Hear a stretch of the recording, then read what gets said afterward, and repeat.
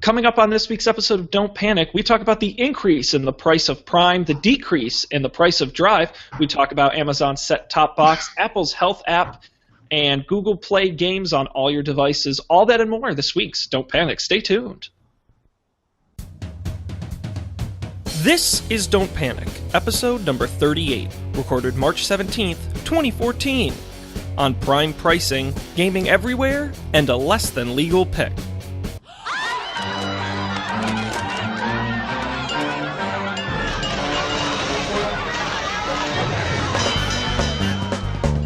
Hello and welcome to another edition of Don't Panic, this time come to you live from Spring Break 2014. No, I'm just kidding. Although it would be a lot more exciting. I guess St. Patrick's Day, I don't know, whatever you're celebrating. We're celebrating all that tech has to... See, Dan's drinking nice beer. I've got Coors Light. You guys have beer? Why do I always have tea and everyone else is drinking Because alcohol? the whole night is ahead of you, Colby. Yeah, it's still early on the West Coast. I guess that's true. I don't know. I thought I was a party guy, but apparently not. I'm not in college anymore. No, someone on the panel has to be sane. That's be conscious for the show. I'm Sean Jennings, joined as always by Dan Miller and Colby Rabidou, the two guys who make technology work. Thank you for joining us. We do the show every Monday night, 10 p.m. Eastern, 7 p.m. Pacific, and all of the links and the information, episodes, Facebook, iTunes, RSS, on our beautifully designed website, don'tpanic.io. You should absolutely check it out and try to crash it, because I want to see these guys sweat a little. So, with that... I think it tells us automatically if it crashes. Right? It does. Everyone flood it all at once, click all the buttons really quickly, and see if. And then as long as Dan's on Minecraft, then the entire thing will go down. So that only happened once. That one time. Since I'm out of town, I don't have the big graphics machine, so we're just going to have to improvise. And with that, we're going to move on to our top story. Top story. Top story. Hey, look at that. Production value has really gone up this week. You can tell. We can try for quality. That's our live band, Dan. Can you hear them? Wow, how much of that set you back? This is the same equipment Fox News uses right here. $50,000 worth of graphics equipment. The giant 60-inch Microsoft tablet.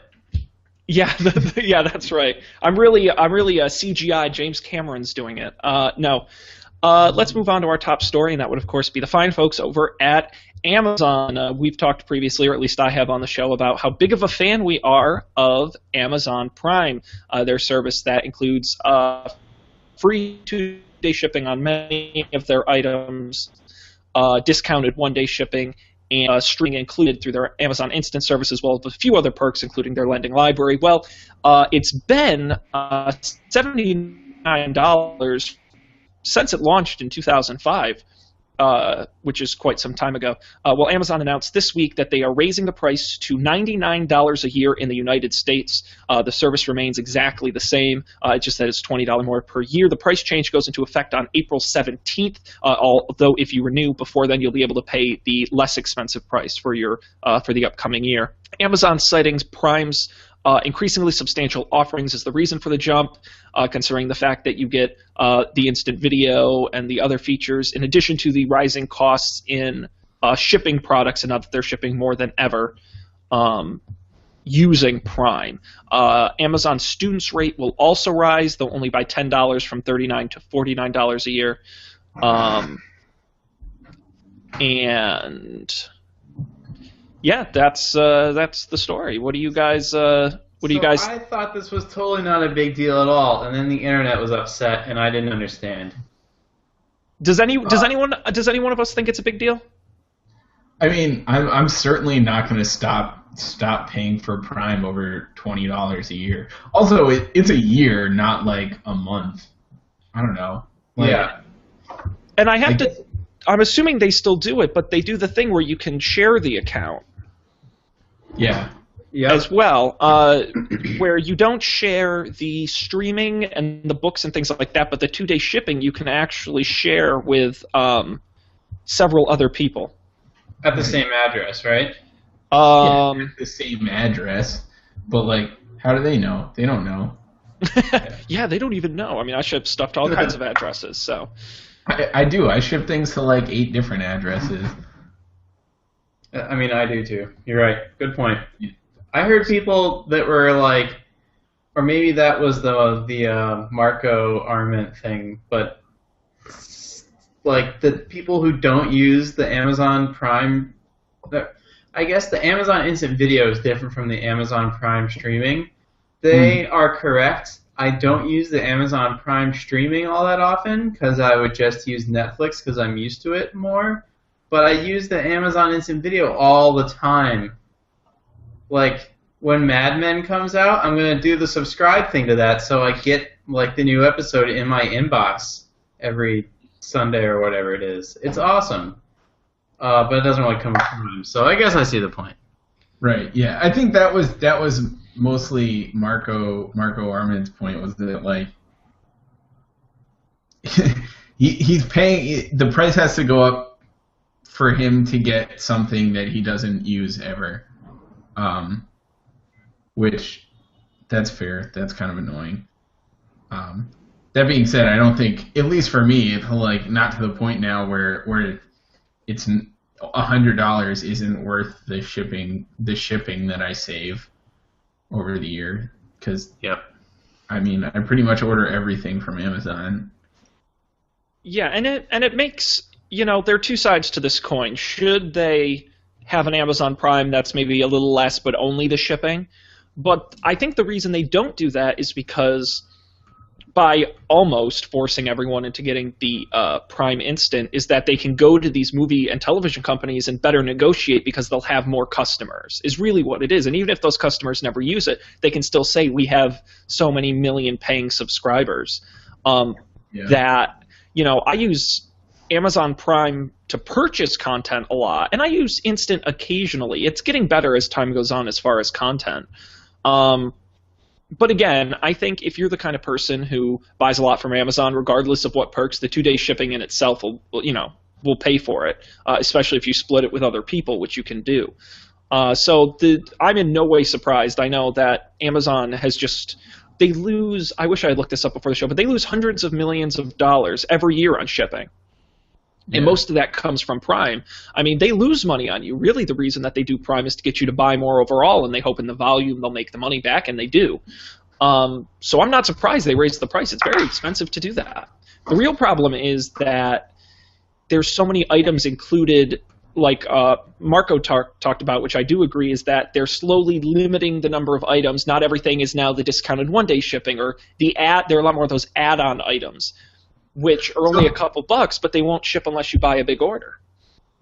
So that's something I don't really understand. What are the add-on items? So add-on items, they're designated. They're usually, I've found, about $6 or less, and it's usually small items that Amazon doesn't want to just send you in 2 days because of the size. It's not economical. So they say, well, it's an add-on item. We'll ship it for free in 2 days, Prime or no Prime, but you have to spend a certain amount first. I think it's $25 in the U.S. And then buy as many add-on items as you want, and we'll ship them all to you for free right away. But you can't just buy that one $2 item, is what they're saying. I see. Weird. Okay. Yeah, so it's understandable, but it's just more limitations on the service. Yeah. I mean, I'm in no way surprised that they have to now, like, try and actually make money off Prime. I feel like... Wasn't it always a moneymaker, though? And so, I still haven't read that book about Amazon. It's on my list. But wasn't it, like, Prime itself lost money, but the fact is that once you, like, psychologically told yourself, well, I'm paying for Prime, I have to buy that on Amazon. Even if it's slightly more expensive, you get the 2-day shipping for free, and... yeah, you're going to just buy more stuff on Amazon. So I thought they were winning out in the end. That's the plan, and I believe they have been for the last couple of years, but shipping costs have gone up. They blame gasoline prices, and, you know, Instant isn't cheap for them to make all these deals either. So, you have to realize this price has stayed the same since 2005. I mean, think of how many more subscribers Prime they have. Instituted? What was that? Was that when Prime was created, 2005? Yeah, Prime was launched in the U.S. in 2005, and the price was $79 a year then. So think of all the extra value you're getting. So the fact that it went up only $20 in nearly 10 years, I mean, when you think of it that way, I absolutely think it's absolutely justified. Yeah, totally. Yeah, it does seem reasonable when you say it that way. I guess wow, it seems Sean, reasonable. you're so reasonable. Well, it's our top story really wasn't much of a story at all, but it is interesting to know. And I would say if you buy one or two things from Amazon a year, don't buy Prime. It's not for you. But when I go to buy something, the very first place, and often the only place I check, is Amazon. Mm-hmm. Right. Because Like, they have everything. And sometimes, if I can get it with Prime shipping, I'm going to get it on Amazon. sometimes Yeah. I'll even wait for something to show up on it, not only on Amazon, but with Prime shipping that I could have easily bought somewhere else. And by the time that it shows up, it would have already arrived. Yeah, the other day I was buying a new clothes hamper, and I looked all over, and there was one specific one I wanted to buy. Bed Bath & Beyond had it, and they wanted to charge me like $10 to ship this $5 plastic weighs nothing hamper. I was like, that's out, So Amazon's smart to do this. Certainly. Well, while we're talking about Amazon, because that was a little brief, why don't we do a little more Amazon news as part of our top story? And this does fold into Prime because there's been rumors like crazy coming out of Amazon. They've talked about Amazon potentially doing a music streaming service a la Google Play Music or Spotify, which could be included with Prime. They've purchased game development companies. That could be included with Prime. And now we're starting to see leaks about the long-rumored Amazon set-top box for your living room. We have a picture here, and I will put it up on the screen, of a leaked shot of what the, at least prototype controller is looking like. Why aren't you sharing the right screen? Whoa. Xbox controller. Yeah, so there you go. You see a picture of that. Yes, it looks. Colby is right. It looks exactly like the an Xbox controller, including the offset toggles, your ABXY button, your trigger buttons. The big differences you'll notice are the play, back and forward buttons, the back, home, and menu buttons that are suspiciously similar to Android. Yeah. And then the button in the middle, which I have to look up exactly what this is called. It's not in this article, but that button you see in the fourth button there in the middle has the logo on it of, apparently Amazon has a game streaming type service that they own now as part of web services and their whole cloud infrastructure. A button beneath that is Game Circle, which is Amazon services for cloud saves, leaderboard, and achievements. There you go. That's what I was looking for. Whoa. So we don't know much. So Amazon App Stream is a thing anyone can use to stream any application to anyone else. That's crazy. Mm-hmm. I mean, Amazon really is the perfect company to do cloud stuff. I mean, they own the cloud. Yeah. Yeah, so this is an AWS service you can use to stream a game to someone. Mm-hmm. What do you mean, like stream a game as in they could play it? Right, like the that thing you had on live. That's still a thing. Right, do you still have it? I just meant you had it. I don't know if you still do. I know it still exists. I do still have it. I think the console thing might actually be at my parents' house, but my internet here isn't good enough to do it, unfortunately. Well, the problem OnLive had as a business was that servers are really expensive, especially high-end ones you need for gaming, where Amazon is perfectly primed to do that. I mean, they own all the servers, so I mean, talk about a no-brainer. So this set-top box, we don't know a ton about it. It's rumored to be running Android. That's why it's assumed it has Android-style buttons on it, and it would, of course, include all of Amazon's media services, including movies, TV, I guess hypothetically books if you wanted to read books on your TV. I don't know. Games, and potentially that music streaming service I mentioned. It says, rumors suggest an official announcement is imminent. and would probably see it on sale in time for Christmas this year. Cool. Are you guys excited for Amazon set-top box? No. Okay. Well, that was easy. I don't know, like it sort of feels silly. Maybe not. But it's kind of like, I feel like this is what Marco Arment was talking about in his article, like his blog post, like all the big tech companies are trying to do everything, like they're all in everyone's shit. I don't know. I don't know if that's good. It's like you have a bunch of like platform exclusive, like this ecosystem exclusive things that like don't talk to each other, and like more of them is, I don't know, that feels even worse, to be honest. Like I already can't play Xbox games with my PlayStation friends. Do I really not want to be able to play Xbox or PlayStation games or Amazon games with either of them either? I don't know. Sad times.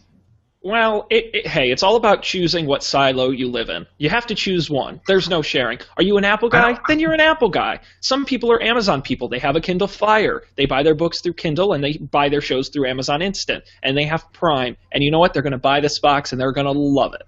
That's just how it is. I want to have everything, Sean. I'm so sorry. Internet. We're supposed to have everything. Everything.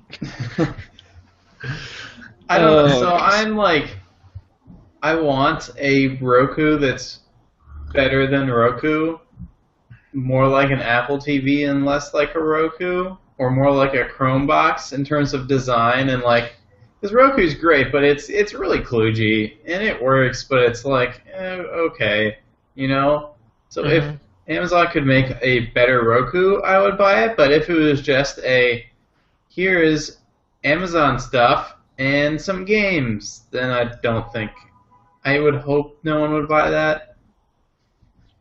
Well, I think Amazon is one of the few companies who can make it work. I mean, no one thought the Amazon App Store was ever going to mount to anything, and they've been pretty successful with that. So if there's any company that could do it, it'd probably be Amazon. Yep, you're right. They've got the partnerships and the equipment and the knowledge. So I don't know. It'll be interesting to see. I think price and features are going to be the big. What services, does it have Netflix? Does it have Hulu? And then how much does it cost? Hell, they could throw one in free with every Prime subscription. Because they make that money back. They sell the Kindle Fire at break-even prices because they make all the money back on the books and movies. So that vertical integration right there. It's good to own everything. All right, well, now that we've talked about Amazon, let's talk some more about Amazon with this week's Trivia Challenge. Dun dun dun dun dun dun dun dun dun dun dun dun dun dun dun dun. Okay, this is fun. Maybe I'll just do this every week. So this week's Trivia Challenge is based on our top story, and it is the Amazon Corporation, Amazon.com. I pulled out 3 multiple-choice questions about Amazon, and we're going to see how well you two can answer them. Are you guys up for the challenge? Yeah. No. Ready. No. All right. You're each going to get a chance to pick from one of 4 options. Colby, you're going to pick first on this first question, and it goes as such. Amazon owns which website focusing on baby products? Is it toddler.com, diapers.com, baby.com, or crib.com? Baby.com. Baby.com. Dan, what do you say? Toddler, baby, crib, and diapers? Yep. I'm going to go with toddler.com. We have toddler and baby, and you are both wrong. The answer is diapers.com. I made the other ones up. They own diapers.com. They purchased that back in, I think, 0405. Do they? Wow. Is there something on that? Like, I don't know how to spell diapers, but like, what happens if you go to diapers.com? Does it redirect to Amazon? No, it's a separate site. They just own it, and you can, they have the buy through Amazon where you use their payments, that too. But no, it just sells. Amazon owns a bunch of. They own Woot, and they own Vine.com for green products. They own a series of these websites. Whoa. I didn't know. They own Woot? Yeah, they bought them a couple years ago. Not a Audible. single mention of Amazon on the diapers.com homepage. No, they don't make. They let it run as a same with Zappos. They own Zappos, and they don't make a big deal. They let. And in fact, it says diapers.com is operated by Quidsy Solutions LLC. That was the company Amazon bought, and that company owns all these smaller sites. Okay. Yep. For your second question, on Amazon's Kindle devices, they deliver digital goods via a WhisperNet wireless network, which piggybacks on which wireless provider? Is it Verizon, AT&T, Sprint, or T-Mobile? Which service does WhisperNet run on? Dan, you have to choose first. T-Mobile. Okay, Colby. Sprint. The answer is Sprint. It uses Sprint's EVDO network to deliver via WhisperNet. Very good. Colby's up 1-0.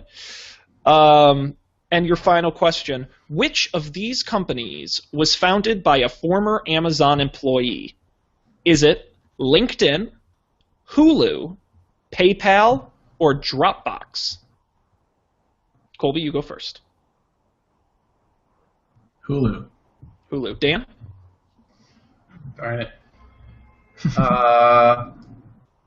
LinkedIn, Hulu, what in Dropbox? PayPal. PayPal and Dropbox.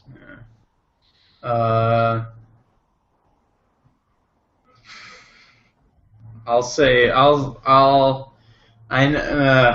Dropbox. I know it's not right. I'm pretty sure Colby's right. Well, you can choose the same one as Colby. Oh, That's okay. I am also going to go with that one. That's fine, Dan, because you're both right. The answer is okay. Hulu. It was a former Amazon senior vice president who founded Hulu. So Colby wins today 2-1. Also, on a related note, I've been watching like the most recent episodes of Parks and Rec on Hulu the last couple of weeks. And they have really stepped up the commercials since I last watched. When the last time I watched Hulu, it was like you'd have one 30-second commercial for like a nonprofit before your video, and then you'd watch the whole thing. Now you get like six segments of 6 commercials. I remember it last when and I watched Firefly on Hulu because this was before Firefly was on Netflix. So it would start with a commercial, and then there'd be a commercial in the middle, and then there'd be a commercial at the end. And that was the last I left Hulu. Yeah, it's really there are almost as many as on actual regular broadcast television.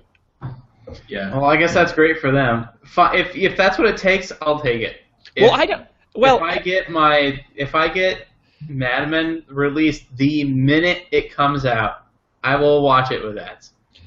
It doesn't bother me too much on the free one, but on Hulu Plus, I feel like there should at least be a decreased number of ads. Yeah. But maybe I'm just greedy. I always forget about that. God, Sean, you're so selfish. There you go. There you go. You got it. Let's move on to our next segment where we talk about what's in other news. Do more news. News. Okay. Let's talk, as we talk about Amazon raising their prices, let's talk about Google slashing theirs. Google Drive storage pricing is now at bargain basement prices. Users already get 15 gigabytes for free, but now you can get 100 gigabytes for $1.99, which is a $3 discount. You can also get the 1 terabyte tier, which used to be $50 a month, for $10 a month, a whole terabyte on Google Drive. Any storage you buy for Google Drive also applies to your other Google services, including Gmail and Google Plus Photos. It's important to note that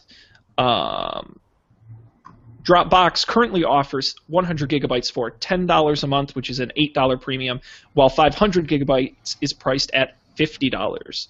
And other services are right around there, making Google by far one of the cheapest sync storage solutions you can get. So what's the rule on how quickly those other services will match their prices?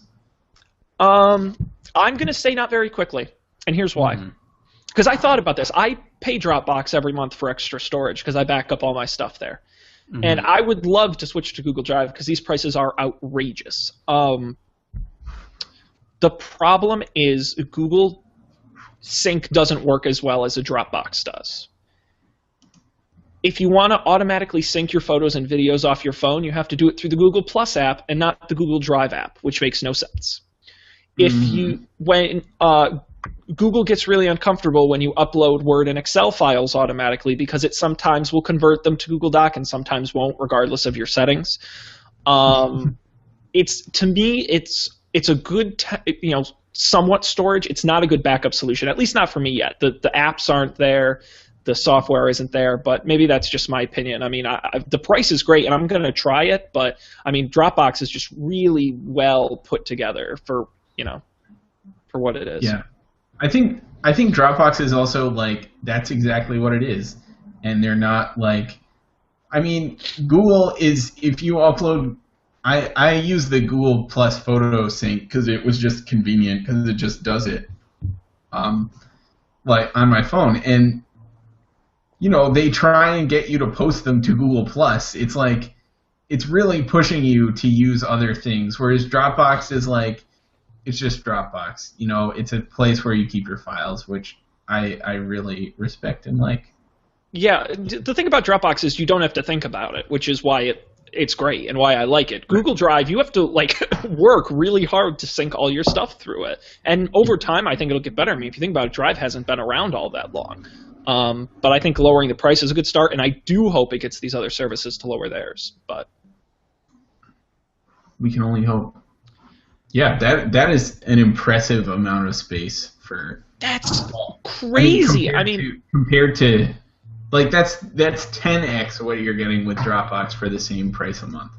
It's absolutely crazy. I feel dumb for paying Dropbox when I'm paying them now when I hear that because it's crazy cheap.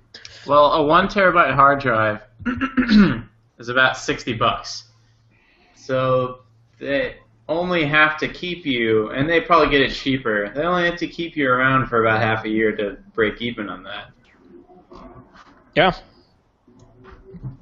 Yeah, that's true.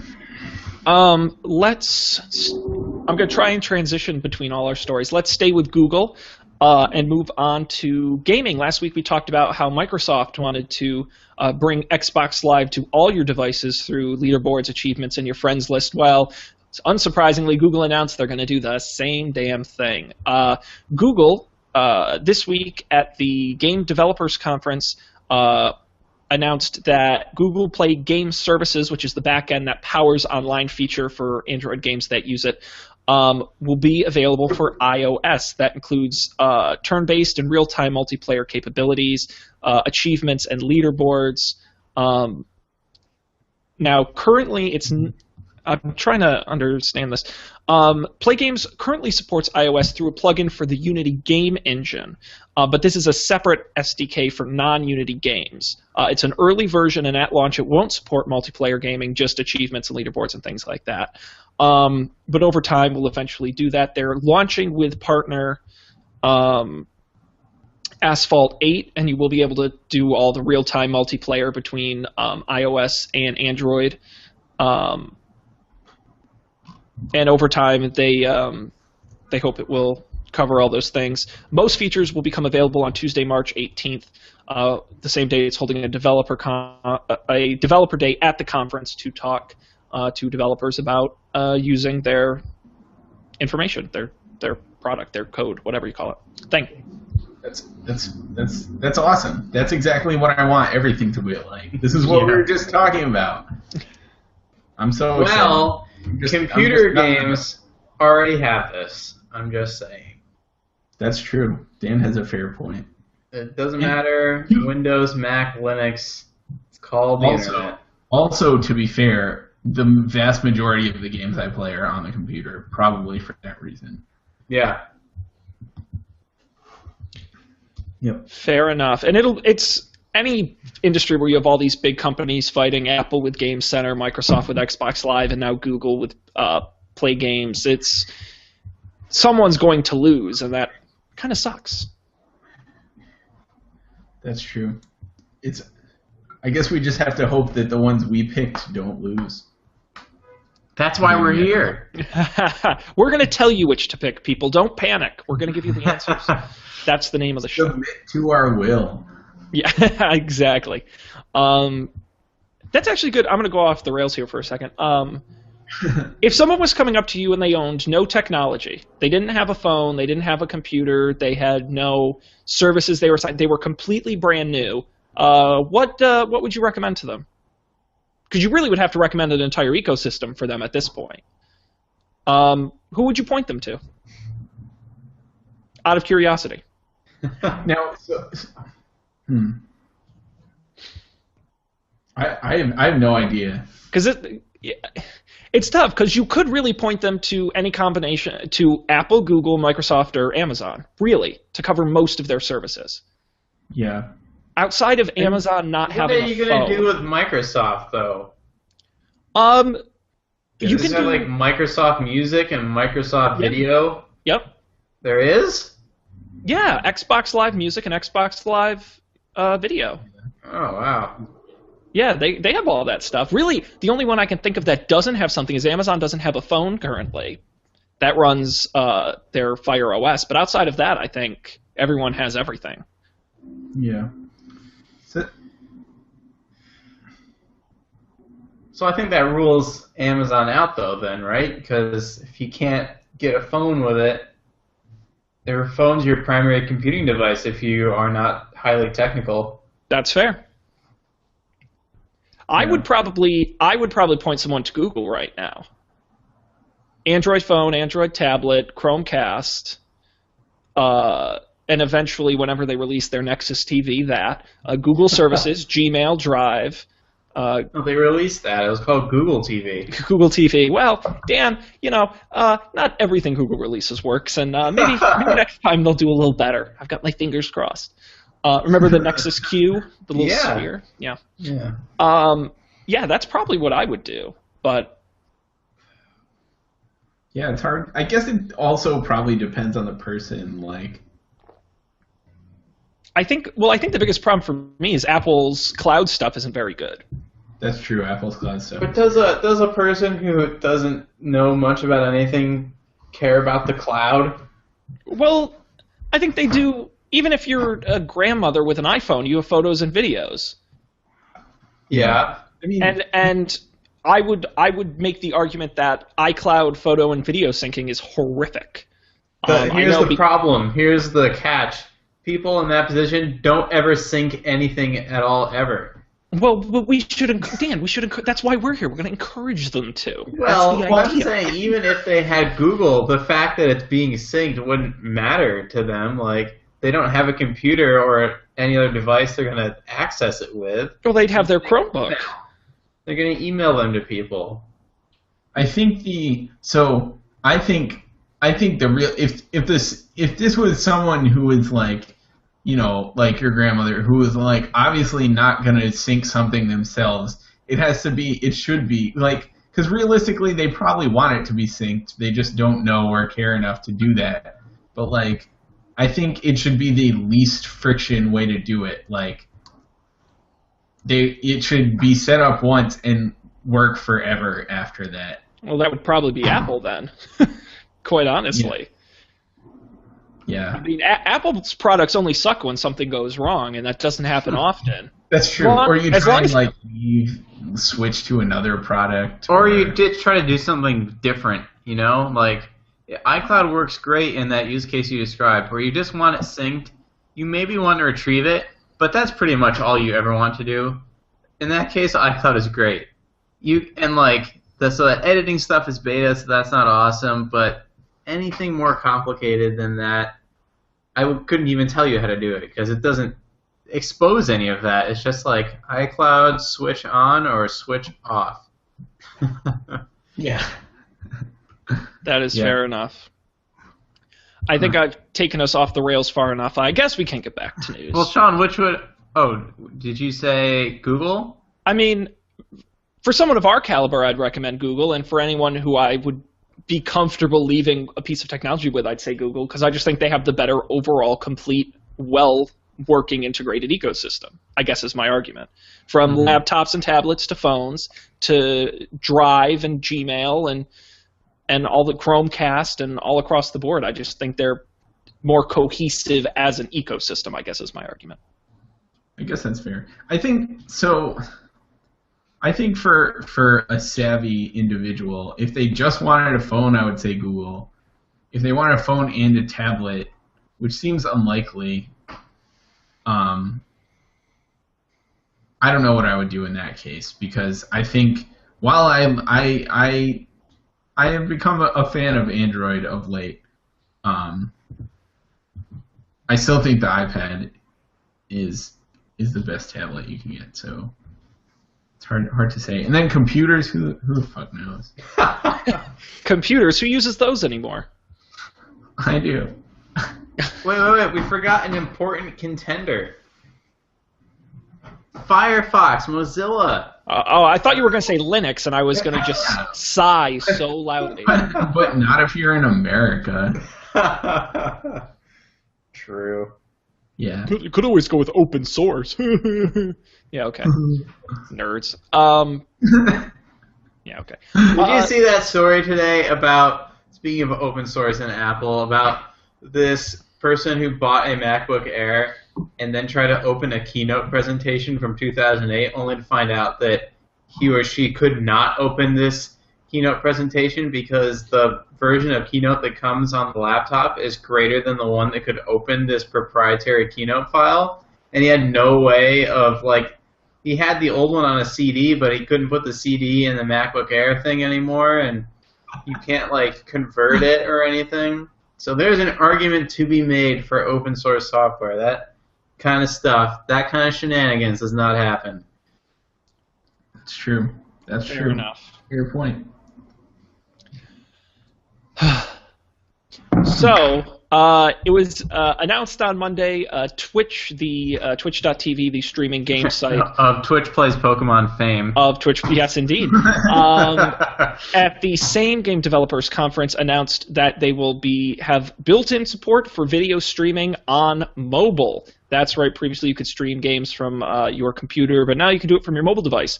I spoke incorrectly earlier with the Google Play game story. Asphalt 8 wasn't integrated with Google Play. I mixed my stories up. It's integrated with Twitch. You'll be able to stream on iOS you playing Asphalt 8, and that will go to Twitch.tv, and you can even stream including your voice and image using your mobile device's microphone and front-facing camera.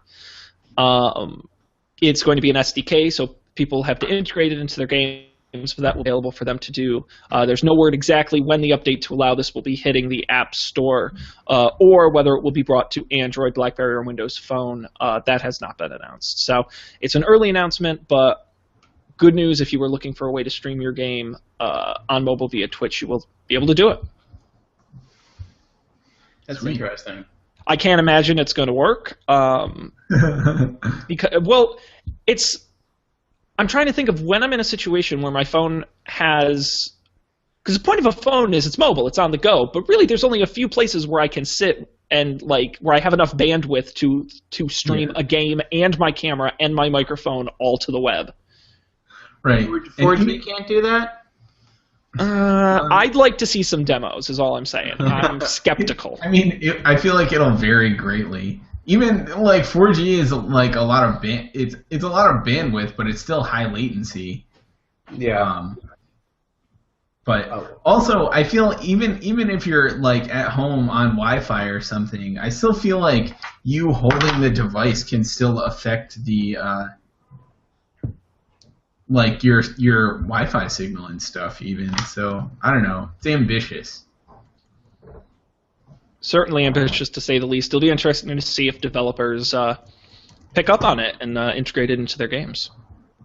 Yeah. Yeah. Let's see. We've got one more story we're going to talk about. We're going to skip Xbox Live crashing with Titanfall, unless either of you have played it. Have either of you played Titanfall? No. I was at the mall with my roommate the other day, and we went to the Microsoft store. Well, we walked by the Microsoft store, and we were like, the Microsoft store. But then we were like, there was the Xboxes out front, and we were like, we could play Titanfall. So we run up to the Xbox and start going through, and we find Titanfall in their list of games, and we click it, and this thing comes up, and one of the employees comes over, and they're like, "We're sorry, we can't let you, like, you aren't allowed to play any first-person shooters on the store, on the floor." And we were crushed and very sad, and I don't think I'll ever go back to the Microsoft store. Poor Colby. What delicious San Francisco eatery did you drown your sorrows in? Where did we eat? I don't remember. You don't have to answer the question, but that's what I would have done in your shoes. That's fair. So, I mean, if you want to hear the rest of this story, that was also on Saturday, which we did not realize was the St. Patrick's Day parade. So we had tried. We were like, oh, let's go to the mall. So we get on the bus to go to the mall, and we're like halfway there, and traffic just stopped moving. And we're like, what is going on? I don't know. So we eventually, it was also very warm this weekend. It was like 80 degrees warm. Yeah, that sounds great. Yeah, so yes, but we got off the bus, walked the rest of the way to the mall, saw the parade, went to the mall, went about our business, and then instead of trying to take the bus back, Sean's being rude. We walked all the way back to our apartment. So nice. Yeah. So I don't. To be honest, sweltering 80-degree heat. Yeah, we drown our sorrows in exercise. In sweat. Yes. Just like any good San Franciscan does. I guess. I don't know. Is it? I'm not really familiar with the area. Let's move on to our last story, which is the Apple Corporation. We've hit all the big ones today, so why not round it out with a nice Apple? It was a rumor was put out today about Apple's Health Book. We've talked about this before, that one of Apple's big features coming up in iOS 8 is going to be your health. Well, this image, which I want to point out, and this really bugs the hell out of me, this is not a screenshot. This is a recreation someone did of what the rumors say it will look like. Really? I know. It says that in very fine print in the article, and it bugs the hell out of me. So I totally bought that as the screenshot too, because it looks like what it would be. Yeah, they say it's detailed screenshot recreations. So there you go. But at least it does give you a loose idea that it will be similar to Passbook, which we all use every day of our lives. And it will be able to analyze everything from activity and heart rate to blood oxygen levels, though it's still unclear what devices or applications will be used to get this data. So currently, through the M7 processor that's in the new phones, they are tracking things like motion and movement. You'll also be able to enter things like your weight, height, food intake, activity, sleep habits. But it's also said it will analyze blood work, which like blood pressure and blood sugar. People aren't sure exactly. The assumption is that it will either rely on third-party, things you plug in or Bluetooth to your phone, or even potentially an iWatch, or really people are just speculating and no one knows. It would be really cool if Apple could figure out how to get even some of this data without having to have a wearable. Well, I mean, you can physically enter in a lot of this stuff. Like the caffeine app I talked about last week, it's just you manually entering in the data. Yeah. I'm curious as to how much of this stuff they can automatically get off of sensors is really the question. Hydration, for example. Is there some way to test skin response through an iWatch to tell you, we can speculate like crazy people, but it would be interesting to see. At the end of the day, we're probably just that crazy. Well, and certainly health has proved to be an enormous, tech market in the last year or so. Whether it's wearables. So I live in New York, and I heard someone talking about their Fitbit that wasn't someone I work with for the first time on the street, which was profoundly bizarre. But this is also New York, so profoundly bizarre in New York is like ungodly rare in most other places. How big are wearables? Or is this just like some navel-gazing thing the tech folk have caught on to? I don't think they're useful enough or accessible enough for real people to be into them. But I do think Apple doing it could knock it in that direction. It's sort of it's in the early adopter phase now. It's like smartphones used to be. Real tech forward people and people with a lot of money had BlackBerries and Windows mobile phones, and they thought they were cool. And then Apple came along, introduced the iPhone, and now we all have smartphones in a few years. I think that's where health products and wearables are these days. It's still figuring it out, early adopters, and then it's going to just take a little while for these to become more mainstream. But I've had people who are the people who ask me for tech help, who are far from tech savvy, ask me about, oh, Sean, what do you know about the Fitbit, and what do you know about these things? So, it's getting there. I do think the trend is going up, and I do think there's an interest. It's just a matter of what company can monetize that. Fair enough. Yeah, so HealthBook is rumored to come along with iOS 8 at this year's WWDC conference, where we will have full coverage of here in June on Don't Panic, assuming we're still online at that point. Unless you guys have any other thoughts on our stories, we will move on to our picks of the week. One word. Picks? Okay. I'm going to jump in and go first because we're going to need time for the FBI to come and arrest me after I make this week's pick. Because my pick may or may not be legal. I'm recommending Popcorn Time. Have you guys heard about this? This made a lot of news this week. I did, but I missed it. Really? Well, good news, Dan. It's back. Whoa! Yes, so Popcorn Time was a really clever idea where someone said, there are all these movie torrents out there, and we have the technology to stream torrents rather than fully download them. So what if we just made a repository with connecting like an IMDb-type database with all of the torrent links for all of these popular movies? And then they did. So it's an open-source software called Popcorn Time, and it's for browsing, downloading, and watching movies. They have a massive selection. And just like a Netflix, you just click play, it buffers for 30 seconds, and it starts playing while it downloads in the background. The best features being its interface and the media library. Obviously, you can torrent using a number of services. This just makes it really easy. And with that comes the threatening of lawsuits. So the original folks behind it shut down, but the good news is it's open source, and it's been picked up by another torrent group, and it's currently live. And I am going to give you all a demonstration. Whoa! Yeah, so I'm really putting my life on the line. But they're welcome to sue me. I don't have any money, so you won't win. Let's see if I can get it up and running. It's downloadable, runs on your local machine, Windows, Mac, and Linux, of course. It's open source software, so it's got to run on Linux. There we go. Come on, Popcorn Time, open. And because it was open source, when the developer took it down, everyone was screwed. Just that saying. is exactly right. Let me share my screen here. No. No. You won't be accomplices. You may not. So here we go. This is kind of what it looks like. It's very simple. Doesn't even have an options. It's just a list of movies. And you see these are brand new movies that have just come out on DVD, including top hits. They have all these categories, and you can also search through their massive database. It's only movies at this point, no television. And the way it works is you click on a movie. So we will go with Thor: The Dark World.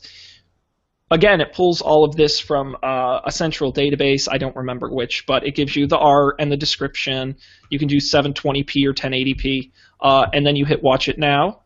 And I just wanted to show you, although I shouldn't do it while we're streaming the show. That's not a good indication of the internet speed. But I found that really almost as fast as Netflix, it starts playing.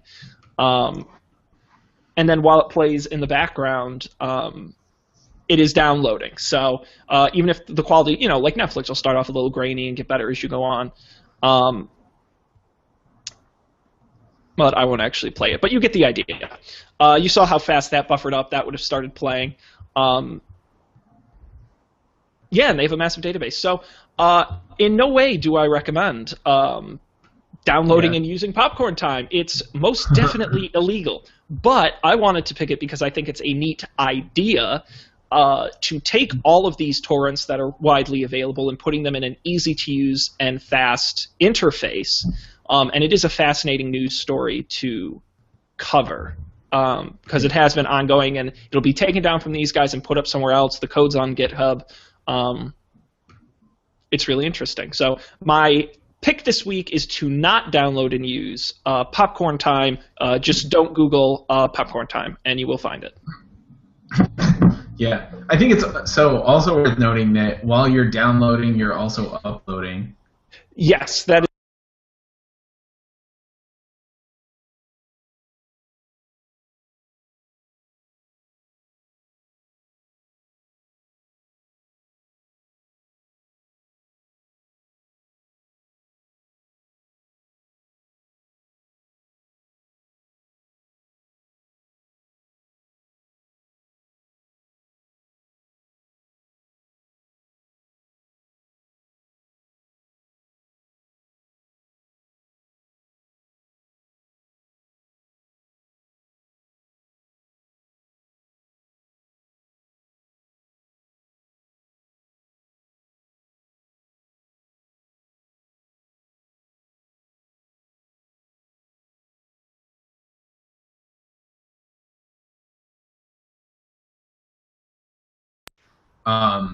But some people were, I guess, hypothesizing that this might have the sort of the opposite effect, or a negative effect, in that you kind of have to prioritize not in a what is the hardest to get, but like what's coming up next in my stream. Like what do I need to buffer so you can watch the movie?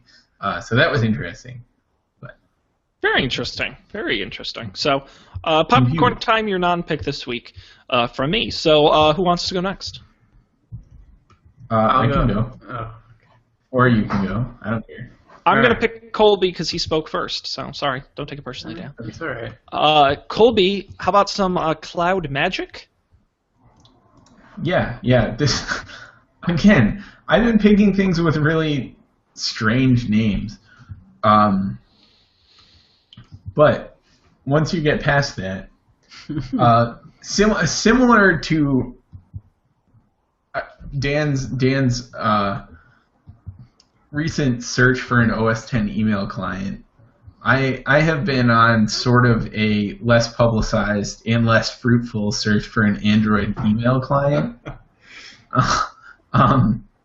because they're all pretty bad. You don't like the distinct Office 97 feel of Canine Mail? I don't know if that's still around. But... I downloaded. No, that is one of the. If you Google like best Android email clients, that's like the top one. That's the best one. Yeah, that's the kind of people that Android are. They're strictly utilitarian and customizable. Like it's so depressing. That design nonsense. Forget that.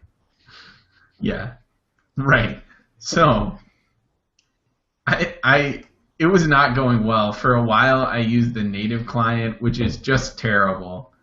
And so I don't use Gmail anymore, so I couldn't use the Gmail app. I was kind of sad. Like, I used to use Mailbox on iOS, which was awesome. But obviously not an option on Android. So I finally stumbled across one article that had this like Cloud Magic email client. Oh, and this is the other thing. One of the things I hated about every single email app I tried is it didn't like, none of them would zoom the email out. Like they would always like be zoomed in super far no matter what. Like you couldn't change it. And it wouldn't zoom it out, and like you could do it with your fingers, but like I don't want to do that. I just want to go in see the email and delete it because it's trash. Because that's what, like, all the email I get is trash. So I couldn't. And finally, I found this one, and I tried it, and the emails were zoomed out. And I was like, well, this is the one I'm using. I don't care that it's bad. And like sometimes the zooming would be all weird, and like other things weren't great. But for the most part, it worked. It suited my purposes. But last week they released a big update, and now the email rendering is like perfect, and the zooms never messed up, and it's awesome. And it like overnight went to I think being by far the best Android email client, at least in my research, which was semi-extensive. So if you need that, if you need email on your Android phone, try CloudMagic. So I just looked up K9 Mail, and it actually looks a lot better than when I tried it a few years ago. Then I went through the release notes, and K9 Mail was originally released in October of 2008 for the Android platform. Wow. And I think before that it was a Symbian project. So it's been around the block. That's cool. In October of 2008, I was a high school senior, I guess. Yeah. Yeah. We're old. Yeah. Very cool. CloudMagic free on Android. Check it out. All right, Dan, bring the fun. What's going on here? Oh man. So I was like, you might have heard, the listeners of the show, that I bought this PlayStation 4, and there was Call of Duty, and then there was Assassin's Creed 4, which was surprisingly awesome, and then it's been pretty dead. Tomb Raider is great, and it's free on PS Plus right now, which is an amazing perk of PlayStation Plus. But I haven't played Tomb Raider yet, but I've heard it's supposed to be really good, also somewhat surprisingly. So I just looked this last weekend. I was bored, and I looked up like what PS4 games have come out that are worth playing. And it turns out this game called Towerfall Ascension. And did anyone here read Ready Player One that I may or may not have recommended? That might have been before the show's time, though. So Ready Player One's this book about arcade games, kind of, in this awesome fictional way. It's really good. But then I was at Barcade, which is, of course, a bar in Brooklyn that is also an arcade. And they had one of the main games that was featured in Ready Player One, which is this game called Joust, where you're like on a phoenix, and you have a jousting pole, and you have to flap around and try to knock the other player off by getting above them, because if they're above you, then you get knocked off when you run into each other.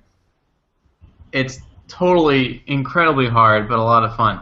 This game is Joust on steroids. It's just like Joust, except you knock people off by jumping on top of them, but you can also shoot people with arrows, but you only get 3 arrows, and you have to go collect them afterwards. Then you can get these power-ups where you can fly around, but only sometimes, and there's all sorts of different enemies, and it's really hard, and the action's insane. Like, there's just going to be stuff all over the screen. You're going to feel really awesome when you wrap around the other side of the map and, like, shoot one of the things and pin it against the wall, and then grab one of your arrows from before and, like, do all these crazy combos. It is a weird amount of fun. It is $12 on the Steam store, and I think the same price on the PlayStation store. And I think it's available for PS3 and PS4 and Windows. No Mac, unfortunately. I know. But if you're going to do the boot camp thing, which you probably should at some point, this game is great.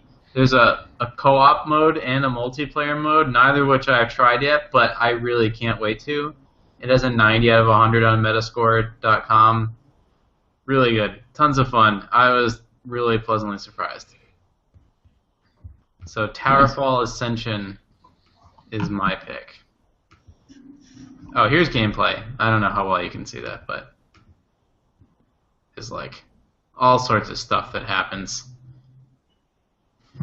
Cool, cool. I always love a fun kind of head-on. Yeah, it's old school arcade games, which I wasn't like alive for, but I've since grown to appreciate them. That is very cool. Towerfall Ascension available, like you said, on Steam and PlayStation. And that's all I've got. That's it. Well, and that's all we've got for tonight's episode. Wonderful. Well, unless you guys have anything else, we will wrap it up. We appreciate everyone who joined us this evening live or on the recorded version. I highly, highly, highly recommend you subscribe to the show. Our audio feeds are available on iTunes and available through RSS on whatever reader you use. Definitely subscribe. You get the episodes as soon as they're posted, and there's always our website, don'tpanic.io. There you have links to our Facebook, past episodes, audio and video, the whole shebang. Links to all our picks, by the way. If you hear us talk about it and don't feel like Googling it, you can go to our website. We put the links for the picks on each week. And I will also mention, if you have any feedback, please send it to us on Facebook or through our email, don'tpanicshow@gmail.com. Wonderful. Well, we will be back next Monday night at 10 p.m. Eastern, 7 p.m. Pacific. I can't talk. With more exciting tech news. But until then, we will wrap up this week by saying good night.